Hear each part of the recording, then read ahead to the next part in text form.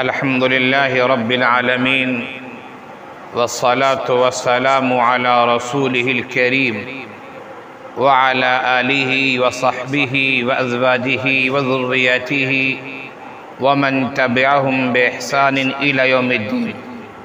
أما بعد، فإن الله تعالى قال في القرآن المجيد والفرقان الحميد: أعوذ بالله من الشيطان الرجيم، بسم الله الرحمن الرحيم. إن عدة الشهور عند الله 12 شهرا في كتاب الله يوم خلق السماوات والأرض منها 4 حرم ذلك الدين القيم فلا تظلموا فيهن أنفسكم. صدق اللہ العظیم. میرے عزیز طلبہ، نوجوان دوستوں اور ساتھیوں اور میرے دینی بھائیوں، ہم اور آپ فی الحال ماہ محرم الحرام میں ہیں، جو اسلامی سال کا پہلا مہینہ ہوا کرتا ہے اور اسلامی سال کا آخری مہینہ جسے ہم ماہ ذی الحجہ کہتے ہیں. محرم الحرام کی ابتدا کے ساتھ ہی ہمارے مسلم سماج میں، مسلم محلوں میں، مسلم علاقوں میں جلسے جلوس کی ابتدا ہو جاتی ہے، اور اس مہینے میں مختلف مناسبتوں سے لوگ محفلوں کا انعقاد کرتے ہیں. کہیں شہادت حسین کا تذکرہ ہوتا ہے، تو کہیں محرم الحرام کی اہمیت اور اس کی عظمت کا بیان ہوتا ہے، تو کہیں یوم عاشورہ کا تذکرہ ہوتا ہے، اور کہیں سال نو کے لحاظ سے اس مہینے کا تذکرہ ہوتا ہے اور احتساب کی دعوت دی جاتی ہے. میں بھی آپ کے سامنے محرم الحرام کی مناسبت سے چند باتیں کہنا چاہوں گا. سب سے پہلی بات تو یہ سمجھیے کہ اللہ تعالیٰ نے سال میں کل 12 مہینے بنائے ہیں، اور ان 12 مہینوں میں سے 4 مہینے انتہائی محترم ہیں. قرآن کریم کی وہ آیت جو سورہ توبہ سے تعلق رکھتی ہے، آیت نمبر 36 ہے، جس کی میں نے تلاوت کی: ان عدت الشہور عند اللہ 12 شہرا فی کتاب اللہ یوم خلق السماوات والارض.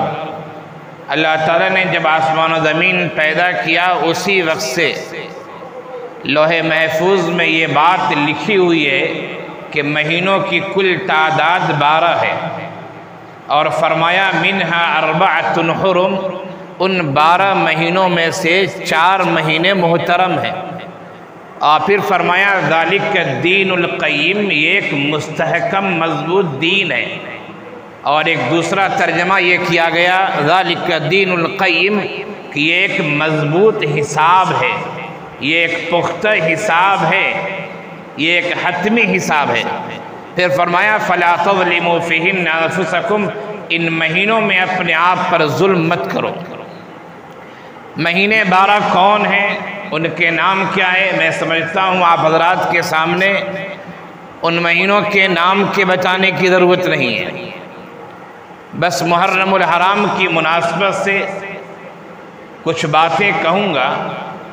محرم الحرام کا شمار بھی اشہر حرم میں ہے، جو مہینے محترم قرار دیے گئے ہیں. اور محترم مہینے کون کون ہیں؟ وہ ماہ ذی قعدہ ہے، ماہ ذی الحجہ ہے، محرم الحرام ہے. یہ 3 مہینے لگاتار ہیں، تسلسل کے ساتھ ہیں. اور ایک مہینہ ہے رجب کا مہینہ. یہ 4 مہینے ہیں جو محترم ہیں. زمانے جاہلیت میں بھی ان مہینوں کا احترام کیا جاتا تھا. ان میں لوگ جنگ نہیں کیا کرتے تھے. اس کی وجہ یہ بتائی گئی ہے کہ لوگ جب حج کے لیے، اسلام سے پہلے بھی لوگ حج کے لیے عموماً ماہ ذی قعدہ میں نکلا کرتے تھے، اور ماہ ذوالحجہ میں وہ حج ادا کرتے تھے جو حج کے ایام ہیں، اور پھر حج سے واپس ہوتے تھے تو واپس ہوتے ہوتے ماہ محرم الحرام کی ابتدا یا اختتام کا وقت ہو جاتا تھا۔ تو یہ سفر حج کا ہوتا تھا، لوگ عموماً حج کرنے جایا کرتے تھے، اسی لیے کہا گیا کہ یہ 3 مہینے لگاتار جو ہیں وہ ہیں محترم حج کی وجہ سے، اور درمیان میں 1 مہینہ ماہ رجب جو ہے وہ لوگ عمرہ کرنے کے لیے عام طور سے رجب میں جایا کرتے تھے۔ تو ان 4 مہینوں کو محترم قرار دیا گیا، ان میں جنگ وغیرہ کو منع کیا گیا۔ قرآن کریم کی آیت ہے يَسْأَلُونَكَ عَنِ الشَّهْرِ الْحَرَامِ قِتَالٍ فِيهِ قُلْ قِتَالٌ فِيهِ كَبِيرٌ، لوگ پوچھتے ہیں کہ محترم مہینے میں جنگ کے بارے میں کیا ہے، آپ کہہ دیجئے جنگ کرنا انتہائی بڑا گناہ ہے۔ ایک سوال یہ پیدا ہوتا ہے کہ کیا یہ 4 مہینے جو محترم تھے جن کا تذکرہ ہے، کیا آج بھی یہ 4 مہینے محترم ہیں کہ ان مہینوں میں جنگ نہ کی جائے گی، یا اب جنگ کرنے کی گنجائش ہے؟ تو اس سلسلے میں اہل علم کے متعدد آراء ہیں، جن میں ایک رائے یہ ہے کہ ابتدائی اسلام میں، آغاز اسلام میں یہ مہینے محترم تھے اور ان میں جنگ کرنے کو منع کیا گیا تھا، لیکن اب وہ حرمت باقی نہیں رہی جو ابتدائی اسلام میں حرمت تھی۔ اب وہ اشہر حرم جو مؤکد مہینے تھے، اب وہ بات باقی نہ رہی۔ اہل علم میں سے ایک گروہ کی یہ رائے ہے، ان کا یہ کہنا ہے۔ خیر یہ بات تو اتنی پکی ہے اور مضبوط بات ہے کہ ان مہینوں میں خاص طور سے ہمیں اپنے آپ پر، لوگوں پر ظلم کرنے سے بچنا چاہیے، اس لیے کہ قرآن کریم نے کہا فَلَا تَظْلِمُوا فِيهِنَّ أَنفُسَكُمْ، ان مہینوں میں اپنے آپ پر ظلم مت کرو۔ دیکھیے ظلم تو جب بھی کیا جائے، جہاں بھی کیا جائے، ظلم تو ظلم ہوتا ہے، ظلم تو ظلم ہے، کبھی بھی کیجیے، لیکن موقع و محل کے لحاظ سے گناہ میں اور موقع و محل کے لحاظ سے اچھے کام میں ثواب بڑھ جایا کرتا ہے۔ آپ ایک غلط کام کھلے عام کر رہے ہیں، اور ایک غلط کام آپ چھپ کے کر رہے ہیں، ایک غلط کام آپ سڑکوں پہ کر رہے ہیں، اور ایک غلط کام آپ مسجد میں کر رہے ہیں۔ یقیناً غلط کام غلط ہے، جہاں بھی کیجئے، جب بھی کیجئے، جس جگہ بھی کیجئے، وہ کام تو گناہ والا ہے، لیکن موقع محل کے لحاظ سے گناہ میں فرق پڑ سکتا ہے۔ اس لیے اہل علم نے یہ بات لکھی ہے کہ دیگر مہینوں میں بھی ظلم کرنا، زیادتی کرنا گناہ کا کام ہے، لیکن اگر کوئی آدمی ان 4 مہینوں میں سے جسے اشہر حرم کہا گیا تھا، یا ابھی بھی اشہر حرم اسے مانا جائے، یا ابتدائی اسلام میں اشہر حرم کے حکم تھا، لیکن اگر ان میں ظلم کیا جائے تو عام مہینوں کے مقابلے میں ظلم کا گناہ اس میں بڑھ جایا کرے گا۔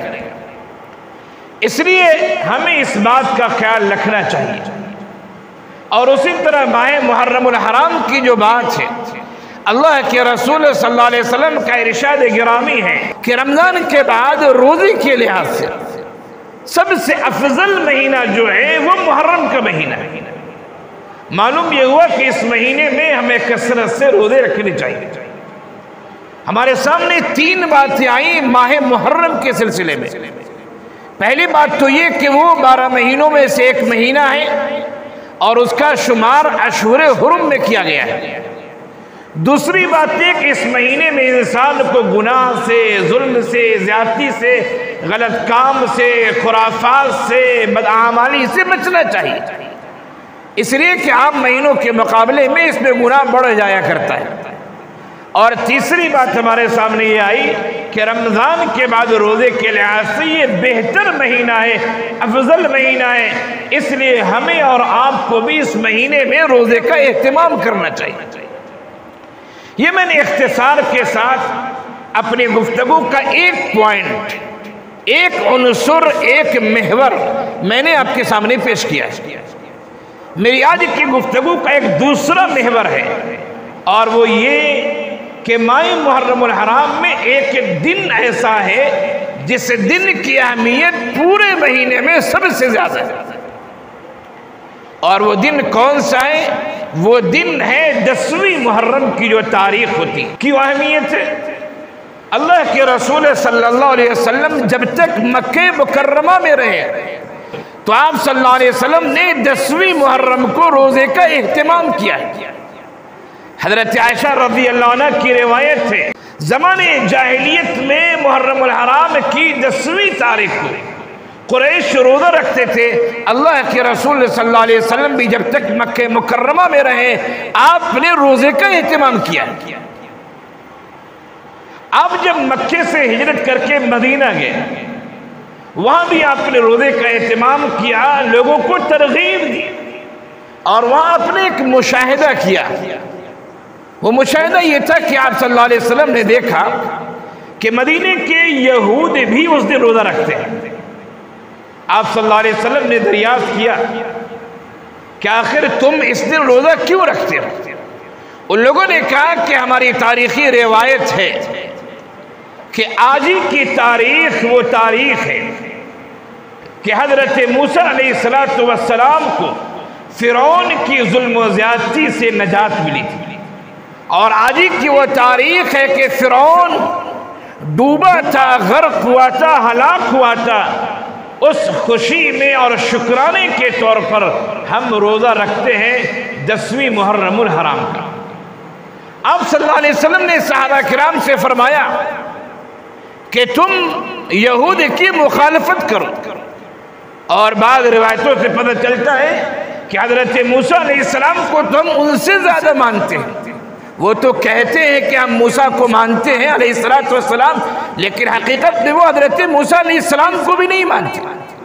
اگر وہ حضرت موسیٰ علیہ السلام کو مانتے تو آخری نبی آقا نامدار احمد مصطفیٰ محمد مصطفیٰ صلی اللہ علیہ وسلم پر وہ ضرور ایمان لاتے۔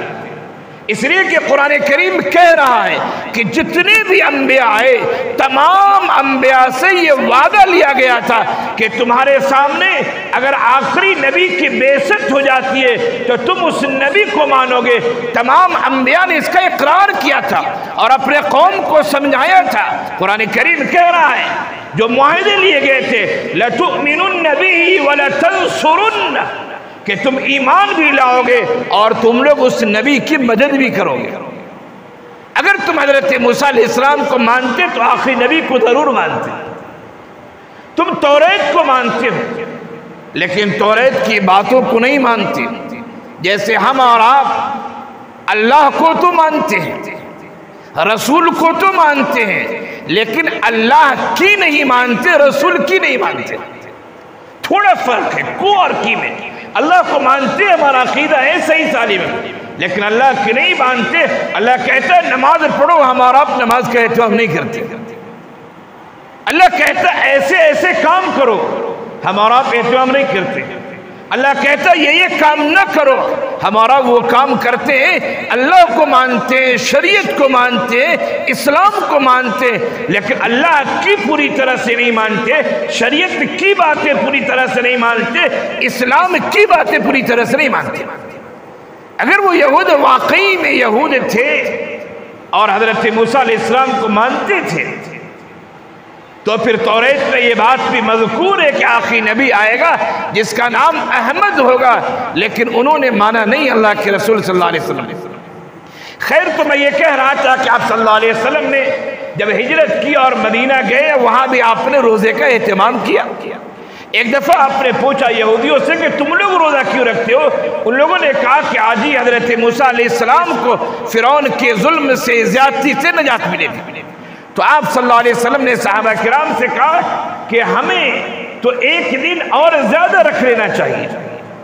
بعض چیزوں میں یہود کی مخالفت آپ صلی اللہ علیہ وسلم کیا کرتے تھے، تو آپ نے فرمایا کہ 10 کے ساتھ 9 ملا لو، یا 9-10 کے ساتھ 11 ملا لو، 9-10 یا 10-11 روزہ رکھو۔ اور بعض روایتوں میں اس سے یہ پتہ چلتا ہے کہ 10 کے ساتھ پہلے بھی ملا لو بعد میں بھی ملا لو۔ اسی وجہ سے علامہ ابن قیم علیہ الرحمہ نے زاد المعاد میں یہ بات لکھی ہے کہ محرم کے روزے کے 3 درجات ہیں۔ محرم کے روزے کے یعنی یوم عاشورہ کے روزے کے 3 درجات ہیں۔ پہلا درجہ یہ ہے کہ کم سے کم آپ 10ویں محرم کو روزہ رکھیں۔ دوسرا درجہ یہ ہے کہ 10 کے ساتھ ایک ملا دیں، 9-10 رکھیں یا 10-11 رکھیں۔ اور تیسرا درجہ یہ ہے جو سب سے اعلیٰ درجہ ہے، یہ میں نے ایام کی ترتیب کے لحاظ سے تیسرا درجہ ہے، لیکن افضلیت کے لحاظ سے اعلیٰ درجہ ہے کہ 10 کے ساتھ پہلے بھی رکھ لیں، بعد میں بھی رکھ لیں، یعنی 9, 10, 11 3 دن روزے رکھ لیں۔ تو یہ 3 درجات ہیں، سب سے بہتر وہ ہے کہ 3 دن روزے رکھے جائیں۔ ہمارے نبی کریم صلی اللہ علیہ وسلم نے ہمیں یہی تعلیم دی ہے۔ آپ نے روزہ رکھا ہے، روزہ رکھنے کے بارے میں کہا ہے، لیکن آپ صلی اللہ علیہ وسلم نے جب یہ ارشاد فرمایا کہ آئندہ سال جب روزہ رکھنا ہو تو 10 کے ساتھ ایک اور ملا دو، اس کے بعد آپ صلی اللہ علیہ وسلم کو موقع نہیں ملا، یعنی آئندہ سال محرم کے آنے سے پہلے آپ صلی اللہ علیہ وسلم کا انتقال ہو گیا اور آپ کو موقع نہ مل سکا کہ آپ 10 کے ساتھ 9, 10 یا 10, 11 بھی آپ رکھتے ہیں۔ لیکن روایتیں موجود ہیں، اسی لیے علماء نے یہ تفصیل بیان کی جو میں نے آپ کے سامنے تفصیل رکھی ہے۔ محرم الحرام کے مہینے کی اہمیت میں نے بتائی، یوم عاشورہ کے روزے کے بارے میں بتایا، آخر اس روزے رکھنے کا فائدہ کیا ہے اس کے بارے میں اللہ کے رسول صلی اللہ علیہ وسلم کا ارشاد گرامی ہے کہ جو یوم عاشورہ کا روزہ رکھتا ہے یکفر السنۃ الماضیہ، گزشتہ 1 سال کا گناہ اس کا معاف ہو جاتا ہے۔ جب ایک رکھنے میں 1 سال کا گناہ معاف ہوگا، جب 2 اور 3 رکھیں گے انشاءاللہ اللہ تعالیٰ ثواب یقیناً بڑھ کے دے گا۔ تو یہ یوم عاشورہ کی مناسبت سے جو میں نے آپ کے سامنے بات کی، ایک بات اور ہے جو ہماری گفتگو کا تیسرا عنصر، تیسرا پوائنٹ، تیسرا محور ہے، اور وہ یہ کہ ہمارے سماج میں ماہ محرم الحرام کی مناسبت سے بہت سارے خرافات، بہت سارے رسوم و رواج داخل ہو چکے ہیں شریعت سے جن کا کوئی تعلق نہیں۔ لیکن افسوس ہے کہ مسلمان ان اعمال کو فخر کے ساتھ کرتا ہے اور وہ اپنے آپ کو پکا سنی سمجھتا ہے۔ وہ سمجھتا ہے ہم ٹنا سنی ہے، پکے سنی ہے۔ یہ اس کی جہالت ہے، یہ اس کی نادانی ہے۔ میں یہ کہہ رہا ہوں آپ کے سامنے، اور یہ بات 100% صحیح ہے جو میں کہہ رہا ہوں کہ ہمارے سماج میں جو خرافات شریعت سے کوئی تعلق نہیں ہے۔ ماہ محرم الحرام کی آمد کے ساتھ مجالسیں منعقد ہوتی ہیں، محفلیں لگتی ہیں، لوگ نوحہ کرتے ہیں، اپنے سینوں کو پیٹتے ہیں، چہروں کو پیٹتے ہیں، زنجیری ماتم کرتے ہیں، آنکھ کا ماتم کرتے ہیں۔ مجھے کہنے دیجئے کہ شریعت سے کوئی تعلق نہیں ہے۔ بخاری شریف کی روایت ہے، اللہ کے رسول صلی اللہ علیہ وسلم کا ارشاد گرامی ہے، لیس منا من لطم الخدود وشق الجیوب ودعا بدعو الجاہلیہ۔ وہ آدمی جو اپنے چہروں پر تھپڑے مارا کرتا ہے، وہ آدمی جو اپنے گریبان کو چاک کرتا ہے، وہ آدمی جو نوحہ کرتا ہے، وہ آدمی جو ماتم کرتا ہے، وہ آدمی جو زمانے جاہلیت والے کام کرتا ہے، فرمایا لیس منا، ایسے آدمی کا تعلق مجھ سے نہیں ہے، ایسا آدمی صحیح معنوں میں مسلمان نہیں ہو سکتا ہے۔ اللہ کے رسول صلی اللہ علیہ وسلم کا فرمان ہے کہ کسی کی وفات پر اگر سوگ منایا جائے تو 3 دن سے زیادہ نہیں، 3 دن سے زیادہ سوگ منانا جائز ہی نہیں ہے، سوائے یہ کہ شوہر کا انتقال ہو جائے تو بیوی 4 مہینے 10 دن عدت گزارے گی۔ صرف بیوی کے لیے ہے کہ شوہر کے انتقال پر 4 مہینے 10 دن، ورنہ اس کے علاوہ کسی کا بھی انتقال ہو جائے، غم کا اثر ایک فطری جو ہے وہ تو رہتا ہے، لیکن غم منانا، کام کا چھوڑ دینا اور بیٹھ جانا، ہائے ہائے واویلا مچانا، یہ سب تو شریعت نے اجازت ہی نہیں دی ہے۔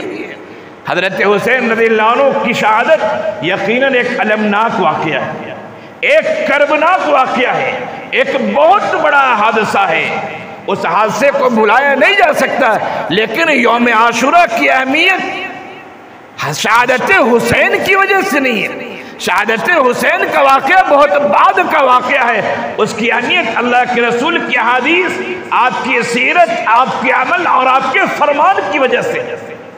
تو یہ خرافات میں سے ایک خرافات جو میں نے بتایا، نواں خوانی، ماتم خوانی، انتہائی غلط بات۔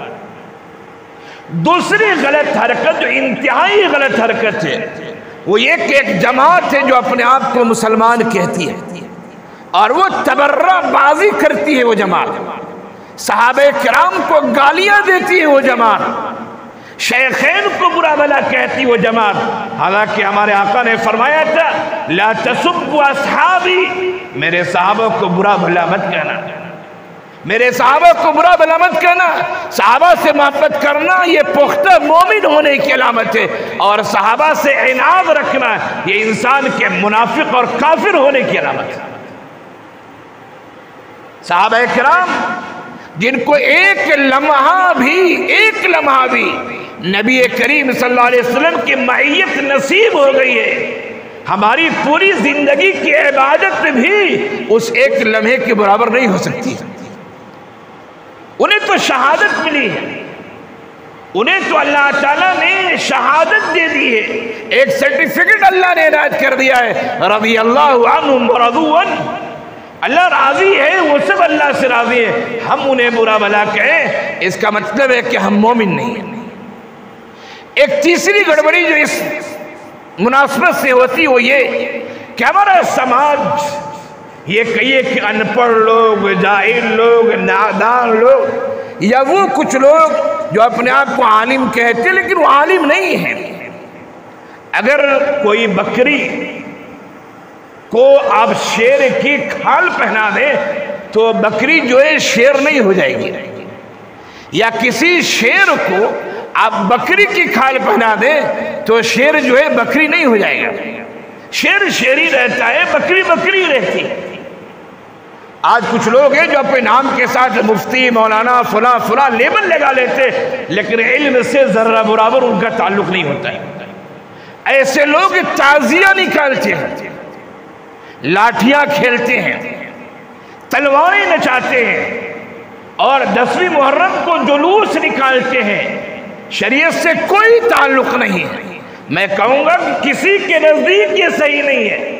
ایسا کرنے والے بہت سارے لوگ وہ ہوتے ہیں جو امام احمد رضا خان صاحب کے ماننے والے ہوتے ہیں، اپنے آپ کو بریلوی کہتے ہیں، لیکن خود احمد رضا خان صاحب نے انہوں نے خود تعزیے کو منع کیا، انہوں نے خود ان چیزوں کو منع کیا، لیکن لوگ کہتے ہیں ان کے ماننے والے کام کرتے ہیں۔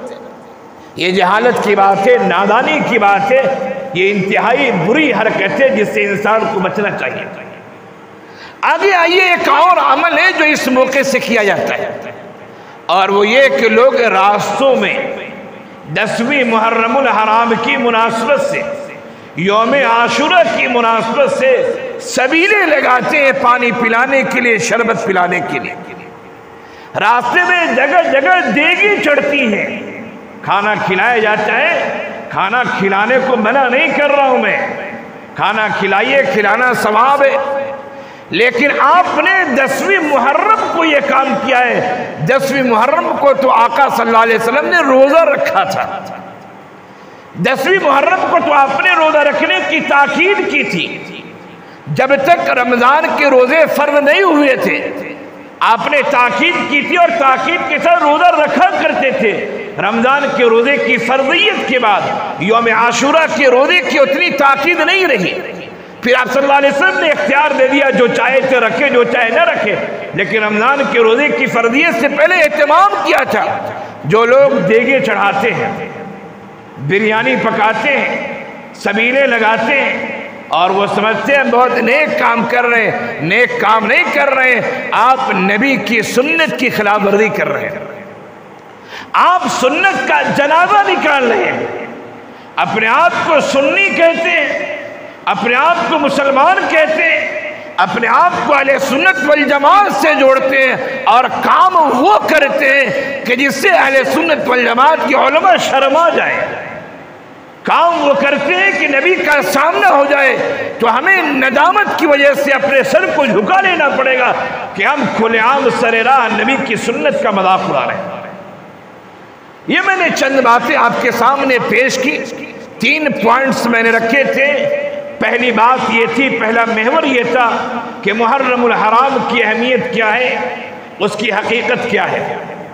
دوسری بات میں نے آپ کے سامنے یہ رکھی کہ یوم عاشورہ میں ہمیں کیا کرنا چاہیے، اس دن نبی نے کیا کیا تھا، اس کی حقیقت اور اس کی فضیلت کیا ہے۔ اور تیسری بات ہم نے یہ رکھی کہ ہمارے سماج میں جو خرافات داخل ہو گئے ان کا شریعت سے کوئی تعلق نہیں ہے، ہمیں ان سے برات کا اظہار کرنا چاہیے اور ہمیں نبی کی سیرت کی پیروی کرنی چاہیے، سماج کے خرافات کو ختم کرنا چاہیے۔ ایک چوتھی بات ہے شہادت حسین، لیکن موقع نہیں کہ میں آپ کے سامنے اس موضوع کو رکھوں، انشاءاللہ پھر کبھی وقت ملا تو گفتگو ہوگی۔ شہادت حسین کا واقعہ المناک ہے، کربناک ہے، دردناک ہے، سوگوار ہے، انتہائی پریشان کن واقعہ ہے، لیکن جو تقدیر میں لکھا ہے وہ ہو کے رہتا ہے۔ یہ اللہ کے رسول صلی اللہ علیہ وسلم نے پہلے ہی بتا دیا تھا۔ ایک دفعہ حضرت حسن حسین رضی اللہ عنہ کو اللہ کے رسول لیے ہوئے تھے، حضرت جبرائیل علیہ السلام تشریف لائے، فرمایا کہ کیا آپ ان سے محبت کرتے؟ فرمایا کہ ہاں محبت کرتا ہوں۔ حضرت جبرائیل علیہ السلام نے فرمایا کہ ایک وقت آئے گا کہ لوگ انہیں شہید کر دیں گے، اور یہ بھی فرمایا کہ اگر آپ کہیں تو میں اس سرزمین کے مٹی لا کر آپ کو دکھا دیتا ہوں جہاں یہ شہید کیے جائیں گے۔ اور پھر حضرت جبرائیل علیہ السلام نے کربلا کی مٹی دکھائی۔ یہ تو نبی نے بتا دیا تھا کہ شہید ہونا ہے۔ جن لوگوں نے شہید کیا وہ ظالم تھے، لیکن شہادت حسین کو ہر یوم عاشورہ کو یاد کرنا، ماتم کرنا، نوحہ خوانی کرنا، یہ شریعت کی تعلیمات کے، نبی کی سنت اور نبی کے طریقے کے خلاف ہے۔ اللہ تعالی ہم سب کو شریعت اسلامیہ کی پیروی کرنے، اسے سمجھنے اور سمجھانے کی توفیق عنایت فرمائے، آمین یا رب العالمین۔ وآخر دعوانا ان الحمد للہ رب العالمین۔